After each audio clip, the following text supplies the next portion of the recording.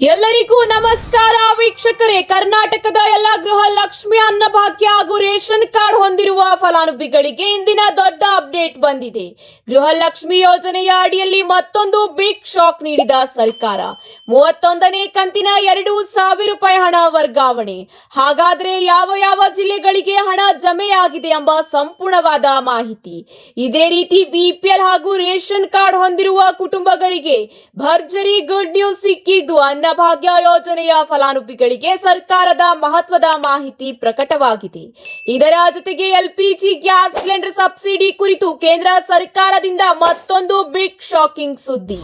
ಹಾಗೆ ಇಂದಿನ ಚಿನ್ನ ಮತ್ತು ಬೆಳ್ಳಿ ದರ ಎಷ್ಟಿದೆ, ಖರೀದಿಗೆ ಇದು ಸರಿಯಾದ ಸಮಯ ಎನ್ನುವ ಮಾಹಿತಿ. ಇದರೊಂದಿಗೆ ವೃದ್ಧಾಪ್ಯ ವೇತನ, ವಿಧವಾ ವೇತನ ಸೇರಿದಂತೆ ವಿವಿಧ ಯೋಜನೆಗಳಿಂದ ಮಶಾಸನ ಪಡೆಯುತ್ತಿರುವ ಫಲಾನುಭವಿಗಳಿಗೆ ಮಹತ್ವದ ಮಾಹಿತಿ ಬಂದಿದೆ. ಹಾಗಾಗಿ ವಿಡಿಯೋನ ಕೊನೆವರೆಗೂ ನೋಡಿ. ನಮ್ಮ ಚಾನೆಲ್ಗೆ ಹೊಸದಾಗಿ ಬಂದಿದ್ದರೆ ಸಬ್ಸ್ಕ್ರೈಬ್ ಮಾಡಿಕೊಳ್ಳಿ, ಬೆಲ್ ಐಕಾನ್ ಒತ್ತಿ. ಈಗ ಇಂದಿನ ಎಲ್ಲಾ ಪ್ರಮುಖ ಸುದ್ದಿಗಳ ಸಂಪೂರ್ಣವಾದ ವಿವರ ನೋಡೋಣ ಬನ್ನಿ ವೀಕ್ಷಕರೇ. ಮೊದಲನೆಯ ಒಂದು ಟಾಪ್ ಸುದ್ದಿ ಏನೆಂದು ನೋಡೋಣ ಬನ್ನಿ ವೀಕ್ಷಕರೇ. ಎಲ್ಪಿಜಿ ಗ್ರಾಹಕರಿಗೆ ಮತ್ತೊಂದು ಬಿಗ್ ಶಾಕ್ ನೀಡಿದೆ ಕೇಂದ್ರ ಸರ್ಕಾರ. ಹೌದು ವೀಕ್ಷಕರೇ, ಎಲ್ಪಿಜಿ ಗ್ಯಾಸ್ ಸಿಲಿಂಡರ್ ಬಳಸುವ ಗ್ರಾಹಕರಿಗೆ ಕೇಂದ್ರ ಸರ್ಕಾರವು ಮಹತ್ವದ ಶಾಕ್ ನೀಡಲು ಈಗ ಮುಂದಾಗಿದೆ. ಹೌದು ವೀಕ್ಷಕರೇ, ಗ್ಯಾಸ್ ಗ್ರಾಹಕರಿಗೆ ಇದು ಹೊಸ ಅಪ್ಡೇಟ್ ಎಂದೇ ಹೇಳಬಹುದಾಗಿದೆ. ಏನಿದು ಈ ಒಂದು ಹೊಸ ಅಪ್ಡೇಟ್, ಇದರ ಬಗ್ಗೆ ಕಂಪ್ಲೀಟ್ ಮಾಹಿತಿ ನೋಡೋಣ ಬನ್ನಿ ವೀಕ್ಷಕರೇ. ಹೌದು, ಸಬ್ಸಿಡಿ ಪಡೆಯುತ್ತಿರುವ ಫಲಾನುಭವಿಗಳಿಗೆ ಒಂದು SMS ಬರುತ್ತದೆ. ಆ ಒಂದು SMS ಗೆ ನೀವು ಪ್ರತಿಕ್ರಿಯಿಸಬೇಕು. ಹೌದು ವೀಕ್ಷಕರೇ, ಆದಾಯ ತೆರಿಗೆ ಇಲಾಖೆಯಿಂದ ದೊರೆತಿರುವ ಮಾಹಿತಿ ಮತ್ತು ಡೇಟಾ ಆಧಾರದ ಮೇಲೆ ತೈಲ ಕಂಪನಿಗಳು ಪ್ರಸ್ತುತ ಈಗ ಫಲಾನುಭವಿಗಳಿಗೆ ಗ್ರಾಹಕರ ಪರಿಶೀಲನೆ ನಡೆಸುತ್ತಿದೆ. ಈ ಹಿನ್ನೆಲೆಯಲ್ಲಿ ಈಗಾಗಲೇ ದೇಶದ ಹಲವಾರು ಗ್ರಾಹಕರಿಗೆ ತೈಲ ಕಂಪನಿಗಳಿಂದ ಮೊಬೈಲ್ ಸಂದೇಶಗಳನ್ನು ತಲುಪಿಸುತ್ತಿವೆ. ಈ ಸಂದೇಶದ ತಲುಪಿಸಿದ 7 ದಿನಗಳ ಒಳಗಾಗಿ ಗ್ರಾಹಕರು ಪ್ರತಿಕ್ರಿಯಿಸಬೇಕಾಗುತ್ತದೆ. ಒಂದು ವೇಳೆ ನಿಗದಿತ 7 ದಿನಗಳಲ್ಲಿ ಸೂಕ್ತ ಸ್ಪಂದನೆ ನೀಡದಿದ್ದರೆ ಅಂತಹ ಗ್ರಾಹಕರ ಗ್ಯಾಸ್ ಸಬ್ಸಿಡಿಯನ್ನು ತಕ್ಷಣವೇ ಸ್ಥಗಿತಗೊಳಿಸಲಾಗುವುದು ಎಂದು ಕಂಪನಿ ತಿಳಿಸಿದೆ. ಹೌದು, ಕಂಪನಿಗಳಿಂದ ಬಂದಿರುವ ಆದಾಯದ ಮಾಹಿತಿ ತಪ್ಪಾಗಿದೆ ಅಥವಾ ತಮ್ಮ ಸಬ್ಸಿಡಿಯನ್ನು ತಪ್ಪು ಮಾಹಿತಿ ಆಧಾರದ ಮೇಲೆ ತಡೆ ಹಿಡಿಯಲಾಗಿದೆ ಎಂದು ಗ್ರಾಹಕರಿಗೆ ಅನಿಸಿದರೆ ಅದಕ್ಕೆ ಆಕ್ಷೇಪಣೆ ಸಲ್ಲಿಸಲು ಅವಕಾಶ ನೀಡಲಾಗಿದೆ. ಗ್ರಾಹಕರು ತಮ್ಮ ಹತ್ತಿರದ ಗ್ಯಾಸ್ ಏಜೆನ್ಸಿಗೆ ಭೇಟಿ ನೀಡಿ ಈ ಬಗ್ಗೆ ಅಧಿಕೃತವಾಗಿ ದೂರನ್ನು ಕೂಡ ದಾಖಲಿಸಬೇಕು.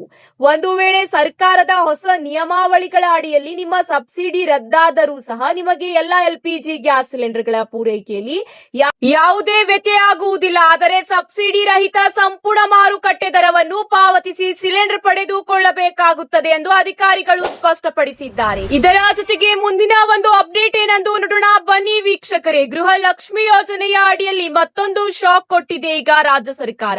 ಹೌದು ವೀಕ್ಷಕರೇ, ಗೃಹ ಲಕ್ಷ್ಮಿ ಯೋಜನೆಯ ಕುರಿತು ಈಗ ಮತ್ತೊಂದು ಅಪ್ಡೇಟ್ ಬಂದಿದ್ದು 3 ಲಕ್ಷಕ್ಕಿಂತ ಹೆಚ್ಚಿನ ಒಂದು ಫಲಾನುಭವಿಗಳಿಂದ ಹಣ ವಾಪಸ್ ಕೂಡ ಪಡೆಯಲಾಗುತ್ತಿದೆ. ಗೃಹ ಲಕ್ಷ್ಮಿ ಯೋಜನೆಯ ಅಡಿಯಲ್ಲಿ ದುರುಪಯೋಗವನ್ನು ತಡೆಯಲು ಮತ್ತು ಕಟ್ಟುನಿಟ್ಟಿನ ನಿಯಮ ಜಾರಿ ತರಲಾಗಿದೆ. ಹೌದು ವೀಕ್ಷಕರೇ, ಖಾತೆಗಳಿಗೆ ನಿಯಮ ಬಾಹಿರವಾಗಿ ಜಮೆಯಾಗಿರುವ ಹಣವನ್ನು ಈಗ ತಕ್ಷಣ ಸರ್ಕಾರಕ್ಕೆ ಮರಳಿ ವಸೂಲಿ ಮಾಡುವಂತೆ ಸಮಿತಿ ಈಗ ನಿರ್ಧರಿಸಿದೆ. ಹೌದು ವೀಕ್ಷಕರೇ, ಅನರ್ಹರಾಗಿದ್ದರೂ ಕೂಡ ಹಣ ಪಡೆದಿರುವುದು ಇಂತಹ ಫಲಾನುಭವಿಗಳಿಂದ ಈಗ ಹಣ ವಾಪಸ್ ಪಡೆಯಲಾಗುತ್ತಿದೆ. 3 ಲಕ್ಷಕ್ಕಿಂತ ಅಧಿಕ ಫಲಾನುಭವಿಗಳಿಂದ ಹಣ ವಾಪಸ್ ಪಡೆಯಲು ಈಗ ರಾಜ್ಯ ಸರ್ಕಾರ ಮುಂದಾಗಿದೆ. ಹೌದು ವೀಕ್ಷಕರೇ, ಶೀಘ್ರದಲ್ಲೇ ಮರು ನೋಂದಣಿ ಕೂಡ ಈಗ ಜಾರಿ ಬರಲಿದ್ದು ಇದರ ಮೊದಲೇ ಈಗ ಅನರ್ಹ ಫಲಾನುಭವಿಗಳಿಂದ ಹಣ ವಾಪಸ್ ಪಡೆಯಲು ರಾಜ್ಯ ಸರ್ಕಾರ ಮುಂದಾಗಿದೆ. ಕೇವಲ ಅರ್ಹರಿಗೆ ಮಾತ್ರ ಈ ಒಂದು ಯೋಜನೆಯ ಲಾಭ ಸಿಗಲು ಈ ಒಂದು ಹೊಸ ಕ್ರಮ ಈಗ ಕೈಗೊಳ್ಳಲಾಗಿದೆ. ಇದರ ಜೊತೆಗೆ ಈಗ ಮತ್ತೊಂದು ಟಾಪ್ ಸುದ್ದಿ ಬರುತ್ತಿದೆ. 31ನೇ ಕಂತಿನ ಹಣ ವರ್ಗಾವಣೆ ಆರಂಭವಾಗಿದ್ದು ಹಾಗಾದರೆ ಯಾವೆಲ್ಲ ಜಿಲ್ಲೆಗಳಿಗೆ ವರ್ಗಾವಣೆಯಾಗುತ್ತಿದೆ ಎಂಬ ಮಾಹಿತಿ ನೋಡೋಣ ಬನ್ನಿ ವೀಕ್ಷಕರೇ. ಧಾರವಾಡ, ಬೆಳಗಾವಿ, ಹಾಸನ, ದಕ್ಷಿಣ ಕನ್ನಡ, ಬೆಂಗಳೂರು ಸೇರಿದಂತೆ ಇತರೆ ಜಿಲ್ಲೆಗಳಿಗೆ ಈಗ ಮೊದಲನೇ ಹಂತದಲ್ಲಿ 31ನೇ ಕಂತಿನ ಹಣ ವರ್ಗಾವಣೆಯಾಗುತ್ತಿದೆ ಎಂಬ ಮಾಹಿತಿ ಲಭ್ಯವಾಗಿದೆ. ಇನ್ನೆರಡು 3 ದಿನಗಳಲ್ಲಿ ಇತರೆ ಜಿಲ್ಲೆಗಳ ಫಲಾನುಭವಿಗಳ ಬ್ಯಾಂಕ್ ಖಾತೆಗೂ ಕೂಡ 31ನೇ ಕಂತಿನ ಹಣ ವರ್ಗಾವಣೆಯಾಗಲಿದೆ ಎಂಬ ಮಾಹಿತಿ ಲಭ್ಯವಾಗಿದೆ. ಇದರ ಜೊತೆಗೆ ಮುಂದಿನ ಒಂದು ಅಪ್ಡೇಟ್ ಏನೆಂದು ನೋಡೋಣ ಬನ್ನಿ ವೀಕ್ಷಕರೇ, ರಾಜ್ಯದ ರೇಷನ್ ಕಾರ್ಡ್ ಹೊಂದಿರುವ ಹಾಗೂ ಅನ್ನಭಾಗ್ಯ ಯೋಜನೆಯ ಫಲಾನುಭವಿಗಳಿಗೆ ಈಗ ಗುಡ್ ನ್ಯೂಸ್ ನೀಡಲು ಆಹಾರ ಇಲಾಖೆ ಮುಂದಾಗಿದೆ. ಹೌದು ವೀಕ್ಷಕರೇ, ಫಲಾನುಭವಿಗಳಿಗೆ ಸಿಗಲಿದೆ ಇಂದಿರಾ ಕಿಟ್. ಹೌದು ವೀಕ್ಷಕರೇ, ಪಡಿತರ ಚೀಟಿದಾರರಿಗೆ ಆಹಾರ ಇಲಾಖೆಯಿಂದ ಈಗ ಈ ಒಂದು ಗುಡ್ ನ್ಯೂಸ್ ಸಿಗಲಿದ್ದು, ಅನ್ನಭಾಗ್ಯ ಅಕ್ಕಿಯ ಜೊತೆಗೆ ತೊಗರೆ ಬೇಳೆ, ಉಪ್ಪು, ಅಡುಗೆ ಎಣ್ಣೆ, ಸಕ್ಕರೆ ಒಳಗೊಂಡಂತೆ ಇಂದಿರಾ ಕಿಟ್ ವಿತರಿಸಲು ಈಗ ಮಹತ್ವದ ನಿರ್ಧಾರ ತೆಗೆದುಕೊಳ್ಳಲಾಗಿದೆ. ಅತಿ ಶೀಘ್ರದಲ್ಲೇ ಫಲಾನುಭವಿಗಳಿಗೆ ಸಿಗಲಿದೆ ಈ ಒಂದು ಇಂದಿರಾ ಕಿಟ್ ಯೋಜನೆಯ ಲಾಭ. ಹೌದು ವೀಕ್ಷಕರೇ, ಈಗಾಗಲೇ ಹಲವು ತಿಂಗಳಿಂದ ಈ ಒಂದು ಇಂದಿರಾ ಕಿಟ್ಗಾಗಿ ರಾಜ್ಯ ಸರ್ಕಾರ ಸಿದ್ಧತೆ ನಡೆಸುತ್ತಿದೆ. ಮುಂದಿನ ತಿಂಗಳಿಂದಲೇ ಈ ಒಂದು ಅನ್ನಭಾಗ್ಯ ಯೋಜನೆಯ ಫಲಾನುಭವಿಗಳಿಗೆ ಅಕ್ಕಿಯ ಜೊತೆಗೆ ಇಂದಿರಾ ಕಿಟ್ ವಿತರಿಸಲು ಸಿದ್ಧತೆ ಮಾಡಿಕೊಳ್ಳಲಾಗುತ್ತಿದೆ ಎಂದು ಆಹಾರ ಇಲಾಖೆಯಿಂದ ಮಾಹಿತಿ ತಿಳಿದು ಬಂದಿದೆ. ಇಂದಿರಾ ಕಿಟ್ನಲ್ಲಿ ಅಡುಗೆ ಎಣ್ಣೆ, ಉಪ್ಪು, ಸಕ್ಕರೆ, ತೊಗರೆಬೇಳೆ ಮೊದಲಾದ ವಸ್ತುಗಳು ಇರಲಿವೆ. ಅನ್ನಭಾಗ್ಯ ಅಕ್ಕಿಯ ಜೊತೆಗೆ ಇಂದಿರಾ ಕಿಟ್ ವಿತರಿಸಲಾಗುವುದು. ಇದರಿಂದ ಜನ ಸಾಮಾನ್ಯರಿಗೆ ಲಾಭವಾಗಲಿದೆ. ಹೌದು ವೀಕ್ಷಕರೇ, ರಾಜ್ಯದ 1.26 ಕೋಟಿಗೂ ಹೆಚ್ಚು ಬಿಪಿಎಲ್ ಕಾರ್ಡ್ ಹೊಂದಿರುವ ಕುಟುಂಬಗಳಿಗೆ ಈ ಒಂದು ಯೋಜನೆಯ ಲಾಭ ಸಿಗಲಿದೆ ಎಂಬ ಮಾಹಿತಿ ಲಭ್ಯವಾಗಿದೆ. ಬಡ ಕುಟುಂಬಗಳಿಗೆ ಕೇವಲ ಅಕ್ಕಿ ಮಾತ್ರವಲ್ಲದೆ ಪೌಷ್ಟಿಕಾಂಶಯುಕ್ತ ಆಹಾರ ಪದಾರ್ಥಗಳನ್ನು ಒದಗಿಸುವುದು ಮತ್ತು ಅಕ್ಕಿಯ ಸಾಗಾಣಿಕೆಯ ದುರುಪಯೋಗ ತಡೆಯಲು ಈ ಒಂದು ಯೋಜನೆಯನ್ನು ಜಾರಿ ತರಲಾಗುತ್ತಿದೆ ಎಂಬ ಮಾಹಿತಿ ಲಭ್ಯವಾಗಿದೆ. ಇದರ ಜೊತೆಗೆ ಮುಂದಿನ ಒಂದು ಮಾಹಿತಿ ಏನೆಂದು ನೋಡೋಣ ಬನ್ನಿ ಸ್ನೇಹಿತರೆ. ಸಾಮಾಜಿಕ ಭದ್ರತಾ ಪಿಂಚಣಿ ಪಡೆಯುತ್ತಿದ್ದ ಫಲಾನುಭವಿಗಳಿಗೆ ರಾಜ್ಯ ಸರ್ಕಾರ ಶಾಕ್ ನೀಡಿದೆ. ಹೌದು ವೀಕ್ಷಕರೇ, ಈ ಒಂದು ಕಡಿತದಿಂದ ಫಲಾನುಭವಿಗಳು ಆಕ್ರೋಶ ಕೂಡ ವ್ಯಕ್ತಪಡಿಸಿದ್ದಾರೆ. ಸತತ 3 ತಿಂಗಳಿಂದ ಫಲಾನುಭವಿಗಳ ಬ್ಯಾಂಕ್ ಖಾತೆಗೆ ಮಶಾಸನ ಹಣವು ವರ್ಗಾವಣೆಯಾಗಿಲ್ಲ. ಇದಕ್ಕೆ ಕೆಲವು ಕಾರಣಗಳನ್ನು ಈಗ ರಾಜ್ಯ ಸರ್ಕಾರ ಬಹಿರಂಗಪಡಿಸಿದೆ. ಪಿಂಚಣಿ ಕಡಿತಕ್ಕೆ ಹಲವಾರು ಕಾರಣಗಳು ಕೂಡ ಬೆಳಕಿಗೆ ಬಂದಿದೆ. ಹೌದು, ವಿಳಾಸದಲ್ಲಿ ವ್ಯತ್ಯಾಸವಾಗಿರುವುದರಿಂದ. ಇದೇ ಅಷ್ಟೇ ಅಲ್ಲದೆ ಪ್ರಮಾಣ ಪತ್ರ ಅಂದ್ರೆ ಜಾತಿ ಪ್ರಮಾಣ ಪತ್ರ ಸಲ್ಲಿಸಿಲ್ಲ ಈ ಒಂದು ಕಾರಣದಿಂದ.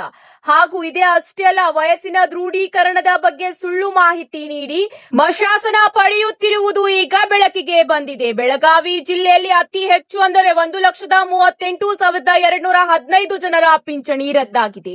ಹಾಗೆ ಬೆಂಗಳೂರು ನಗರದಲ್ಲಿ 55,800, ಕಲಬುರಗಿಯಲ್ಲಿ 94,712 ಮತ್ತು ದಾವಣಗೆರೆಯಲ್ಲಿ 95,297 ಹಾಗೂ ಹಾಸನದಲ್ಲಿ 44,188 ಮಶಾಸನವನ್ನು ಈಗ ತಡೆ ಹಿಡಿಯಲಾಗಿದೆ ಎಂಬ ಮಾಹಿತಿ ಸರ್ಕಾರ ತಿಳಿಸಿದೆ. ಕೇವಲ ನಕಲಿ ಫಲಾನುಭವಿಗಳಿಗೆ ಅಷ್ಟೇ ಅಲ್ಲದೆ ಸರ್ಕಾರದ ಈ ದಿಢೀರ್ ಕ್ರಮದಿಂದಾಗಿ ಮಾಹಿತಿಯ ಕೊರತೆ ಇರುವ ಕೆಲವು ನೈಜ ಫಲಾನುಭವಿಗಳಿಗೂ ಕೂಡ ತೊಂದರೆಯಾಗಿದೆ.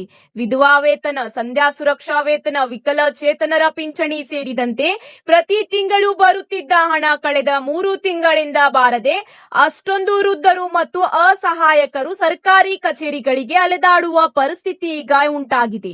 ಪಿಂಚಣಿ ರದ್ದಾಗಿರುವ ಫಲಾನುಭವಿಗಳಿಗೆ ಸರ್ಕಾರವು 30 ದಿನಗಳ ಕಾಲಾವಕಾಶ ನೀಡಿದ್ದು, ಆ ಅವಧಿಯ ಒಳಗೆ ಸೂಕ್ತ ಮತ್ತು ಅಧಿಕೃತ ದಾಖಲಾತಿಗಳನ್ನು ಹಾಜರುಪಡಿಸಿ ಮೇಲ್ಮನವಿ ಸಲ್ಲಿಸುವ ಮೂಲಕ ತಮ್ಮ ಪಿಂಚಣಿಯನ್ನು ಮರುಪಡೆಯಲು ಅವಕಾಶ ಕೂಡ ಈಗ ಕಲ್ಪಿಸಲಾಗಿದೆ. ಕಾಲಮಿತಿಯೊಳಗೆ ದಾಖಲೆ ನೀಡದವರ ಪಿಂಚಣಿಯನ್ನು ಶಾಶ್ವತವಾಗಿ ರದ್ದು ಮಾಡಲು ಈಗ ಕಂದಾಯ ಇಲಾಖೆ ಎಚ್ಚರಿಸಿದೆ. 30 ದಿನಗಳ ಒಳಗಾಗಿ ನೀವು ಅರ್ಜಿ ಸಲ್ಲಿಸಿದರೆ ಮತ್ತು ನೀವು ಅರ್ಹರಾಗಿದ್ದರೆ ಮತ್ತೆ ನಿಮಗೆ ಮಶಾಸನ ಸಿಗಲಿದೆ ಎಂಬ ಮಾಹಿತಿ ಈಗ ಲಭ್ಯವಾಗಿದೆ. ಇದರ ಜೊತೆಗೆ ಮುಂದಿನ ಒಂದು ಮಾಹಿತಿ ಏನೆಂದು ನೋಡೋಣ ಬನ್ನಿ ವೀಕ್ಷಕರೇ. ಜಾಗತಿಕ ಮಾರುಕಟ್ಟೆಯಲ್ಲಿನ ದಿಢೀರ್ ಬದಲಾವಣೆಯಿಂದಾಗಿ ದೇಶೀಯ ಮಾರುಕಟ್ಟೆಯಲ್ಲಿ ಇಂದು ಚಿನ್ನದ ಬೆಲೆಯಲ್ಲಿ ಭಾರಿ ಕುಸಿತ ಕಂಡು ಬಂದಿದೆ. ಹೌದು ವೀಕ್ಷಕರೇ, ಹಾಗಾದರೆ ಇಂದು ಚಿನ್ನ ಮತ್ತು ಬೆಳ್ಳಿ ದರದ ಕಂಪ್ಲೀಟ್ ಅಪ್ಡೇಟ್ ಏನೆಂದು ನೋಡೋಣ ಬನ್ನಿ ವೀಕ್ಷಕರೇ. ಇಂದು ಬೆಂಗಳೂರಿನಲ್ಲಿ 22 ಕ್ಯಾರೆಟ್ 10 ಗ್ರಾಂ ಚಿನ್ನದ ಬೆಲೆ 1,38,500 ರೂಪಾಯಿ ದಾಖಲಾತಿಯಾಗಿದೆ. 24 ಕ್ಯಾರೆಟ್ 10 ಗ್ರಾಂ ಚಿನ್ನದ ಬೆಲೆ ಇಂದು 1,51,090 ರೂಪಾಯಿ ಇದೆ. ಇದೇ ರೀತಿ ವಿವಿಧ ನಗರಗಳಲ್ಲಿ ಇಂದು 22 ಕ್ಯಾರೆಟ್ 10 ಗ್ರಾಂ ಚಿನ್ನದ ದರ ಎಷ್ಟಿದೆ ಎಂದು ನೋಡೋಣ ಬನ್ನಿ ಸ್ನೇಹಿತರೆ. ಬೆಂಗಳೂರು ಮತ್ತು ಇದರ ಜೊತೆಗೆ ಮುಂಬೈನಲ್ಲಿ 1,38,500 ರೂಪಾಯಿ ಇದ್ದರೆ ಚೆನ್ನೈನಲ್ಲಿ 1,40,600 ರೂಪಾಯಿ ಆಗಿದೆ. ಇದೇ ರೀತಿ ನವದೆಹಲಿಯಲ್ಲಿ 1,38,650 ರೂಪಾಯಿ ದಾಖಲಾತಿಯಾಗಿದೆ. ಇದೇ ರೀತಿ ಇಂದು ಬೆಳ್ಳಿಯ ಬೆಲೆ ವಿವಿಧ ನಗರಗಳಲ್ಲಿ ಎಷ್ಟಿದೆ ಎಂದು ನೋಡೋಣ ಬನ್ನಿ ವೀಕ್ಷಕರೇ. ಬೆಂಗಳೂರಿನಲ್ಲಿ 1 ಕೆಜಿ ಬೆಳ್ಳಿಯ ದರ 2,60,000 ರೂಪಾಯಿ ದಾಖಲಾತಿಯಾಗಿದ್ದರೆ ಚೆನ್ನೈನಲ್ಲಿ ಇಂದು 2,00,000 2,70,000 ಆಗಿದೆ. ಇದೇ ರೀತಿ ಮುಂಬೈ ಮತ್ತು ನವದೆಹಲಿಯಲ್ಲಿ 2,60,000 ಬೆಳ್ಳಿ ಬೆಲೆ ಇದ್ದರೆ ಹೈದರಾಬಾದ್ನಲ್ಲಿ 2,70,900 ದಾಖಲಾತಿಯಾಗಿದೆ. ಆಭರಣಗಳ ದರ ಹೆಚ್ಚಾಗಿದ್ದರೂ ಸಹ ಕೊಳ್ಳುವವರ ಸಂಖ್ಯೆ ಮಾತ್ರ ಕಡಿಮೆಯಾಗುವುದಿಲ್ಲ. ಖರೀದಿದಾರರಿಗೆ ಇದು ಒಳ್ಳೆಯ ಸಮಯ ಎಂದು ಈಗ ತಜ್ಞರು ತಿಳಿಸಿದ್ದಾರೆ. ಹೌದು ವೀಕ್ಷಕರೇ, ಇದೇ ಅಷ್ಟೆಲ್ಲ ಹೂಡಿಕೆದಾರರು ಸ್ವಲ್ಪ ಎಚ್ಚರಿಕೆಯಿಂದ ಹೂಡಿಕೆ ಮಾಡುವುದು ಉತ್ತಮ ಎಂದು ತಜ್ಞರು ತಿಳಿಸಿದ್ದಾರೆ. ಇವತ್ತಿಗೆ ಇಷ್ಟೇ ಸ್ನೇಹಿತರೆ, ಮತ್ತೆ ಸಿಗೋಣ ಮುಂದಿನ ಅಪ್ಡೇಟ್ಸ್ ಗಳ ಜೊತೆಗೆ. ಮಾಹಿತಿ ಇಷ್ಟವಾದಲ್ಲಿ ಲೈಕ್ ಮತ್ತು ನಿಮ್ಮ ಸ್ನೇಹಿತರ ಜೊತೆಗೆ ಶೇರ್ ಮಾಡುವುದನ್ನು ಕೂಡ ಮರೆಯಬೇಡಿ. ಮತ್ತೆ ಸಿಗೋಣ ಮುಂದಿನ ಅಪ್ಡೇಟ್ಸ್ ಗಳ ಜೊತೆಗೆ. ಧನ್ಯವಾದಗಳು.